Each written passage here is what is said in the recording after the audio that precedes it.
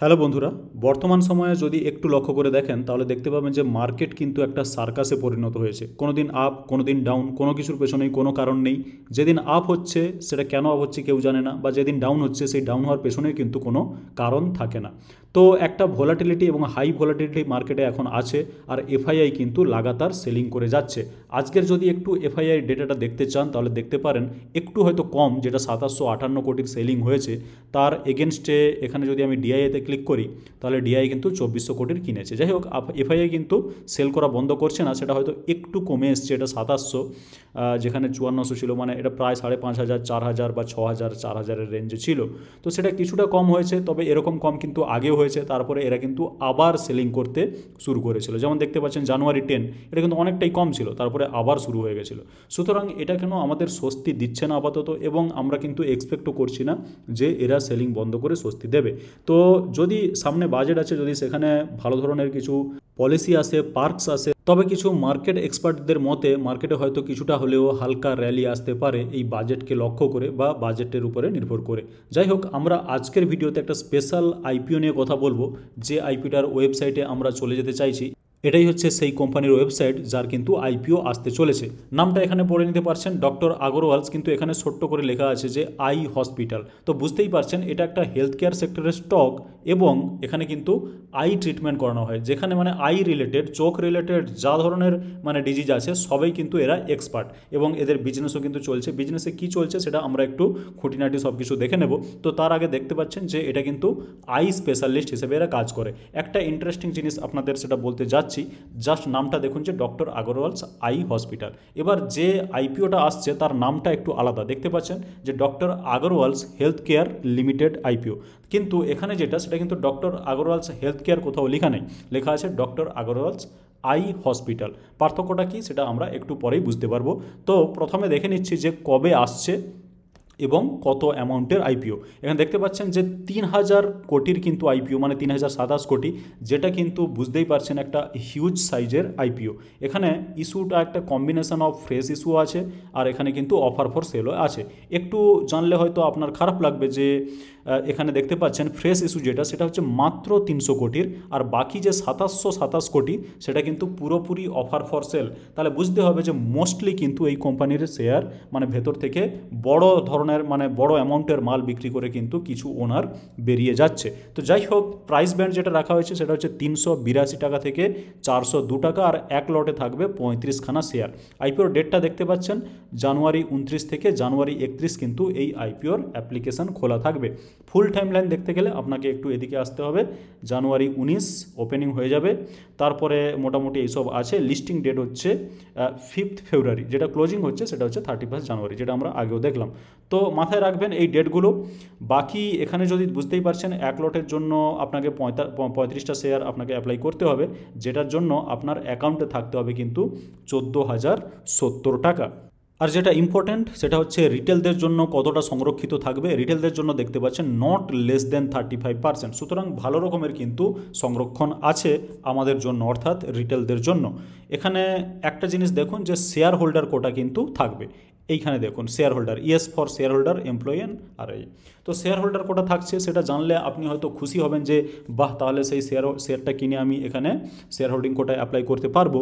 তো দুঃখের বিষয় হচ্ছে এই যে আজকে যেটা ধরুন 24, এই 24 পরে কিন্তু আর আপনি যদি স্টকটা কেনেন তাহলে কিন্তু শেয়ার হোল্ডার কোটা পাবেন না। হ্যাঁ, ঠিকই শুনছেন, এখন স্টক কিনলে শেয়ার হোল্ডার কোটা পাবেন না।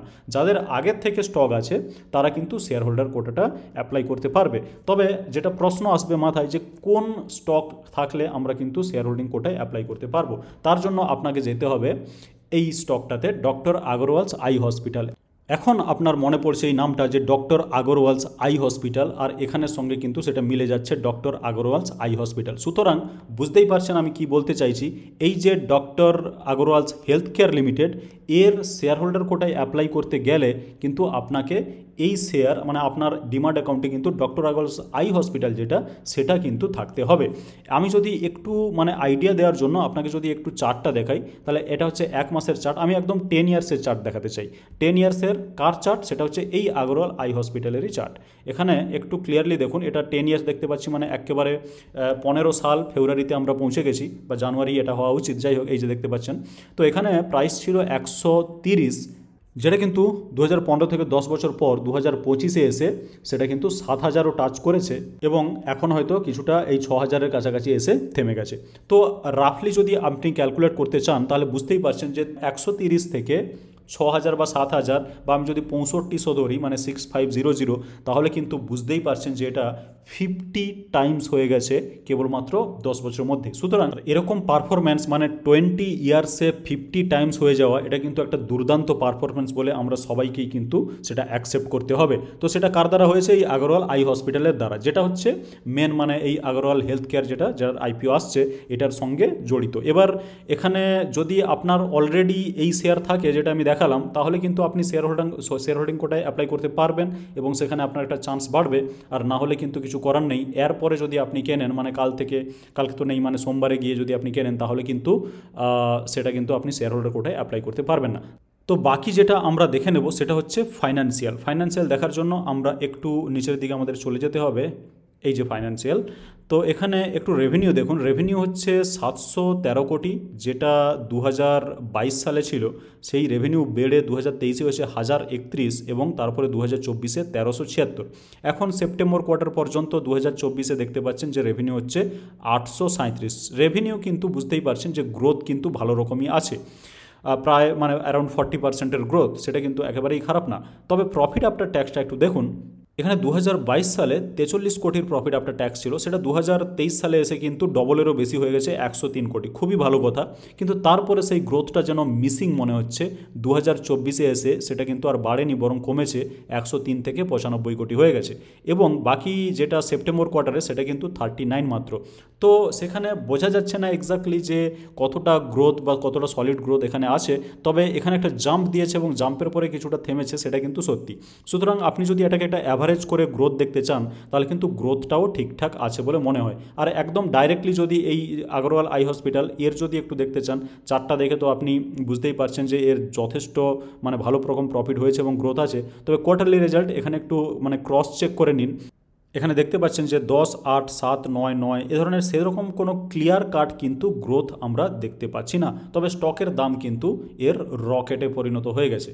ওকে, তো এরপর কিছু আমরা রেশিও দেখে নেব। যেমন একটু নিচের দিকে আসি, আরওসিটা 15%-এর কাছাকাছি, এটা অ্যাকসেপ্টেবল। আরওইটা একটু কমই দেখাচ্ছে।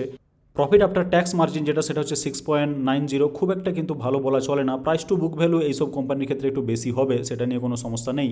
আর্নিং পার শেয়ারটা দেখুন, সেটা কিন্তু পোস্ট আইপিও এসে 3 টাকা থেকে প্রায় 2.5 টাকায় পরিণত হয়ে যাচ্ছে। আর পি রেশিওটা 130 থেকে বেড়ে হয়ে যাচ্ছে কিন্তু 160।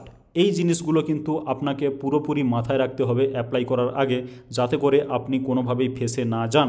তো বাকি এরপরে যদি আমরা কিছু দেখতে চাই, তাহলে সেটা বুঝতেই পারছেন, সেটা হচ্ছে আমাদের জিএমপি, যে অ্যাকচুয়ালি অ্যাপ্লাই করব সেখানে কতটা প্রফিট হতে পারে।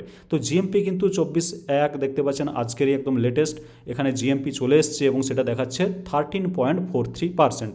তো স্বাভাবিক যে আমাদের কিন্তু এই 13.43% জিএমপি, সেটা কিন্তু আমাদের খুব একটা পছন্দ হচ্ছে না। সেই জন্য হয়তো আমি অ্যাপ্লাই নাও করতে পারি পার্সোনালি, আমি কিন্তু ক্লিয়ার কাট বলছি। তবে যেহেতু এখন মার্কেট একটু ডাউন আছে, এর একটা কিন্তু এফেক্ট এই আইপিওর জিএমপির ওপরেও পড়ে, তো সেটা মাথায় রাখতে হবে। এখন মার্কেট যদি রিসেন্ট টাইমসে হয়তো এই অ্যারাউন্ড দ্য বাজেট যদি একটু দৌড়তে শুরু করে, তাহলে কিন্তু এখানে জিএমপিও কিন্তু দৌড়তেও পারে। সুতরাং আপনাকে লক্ষ্য রাখতে হবে, ডেট এগিয়ে আসছে 29 তারিখ, সেখানে ওই 29 তারিখের কাছাকাছি বা 29 থেকে 31 কী ধরনের জিএমপি দিচ্ছে তার উপরে নির্ভর করে কিন্তু অ্যাপ্লাই করার ডিসিশান নিতে হবে। আমি হয়তো অ্যাভয়েড করব, তার কারণ এখানে কিন্তু আমি সেই ধরনের গ্রোথ দেখতে পাচ্ছি না যেটা আমি কিন্তু চাইছি। তাছাড়া যদি খুবই অ্যাট্রাকটিভ জিএমপি হয়, তখন হয়তো আমি আরেকবার রিভিউ করে দেখব এই আইপিওতে অ্যাপ্লাই করা যাবে কি যাবে না। তো বাস ভিডিওতে এটুকুই। ভিডিওটি যদি ভালো লাগে থাকে ভিডিওটিকে লাইক করে দিন, আর চ্যানেলটিকে সাবস্ক্রাইব করে রাখুন, যাতে করে আমাদের প্রত্যেকটা ভিডিওর আপডেট আপনি সঠিক সময়ে পেয়ে যেতে পারেন। আর ভিডিওটি দেখার জন্য আপনাকে অনেক ধন্যবাদ।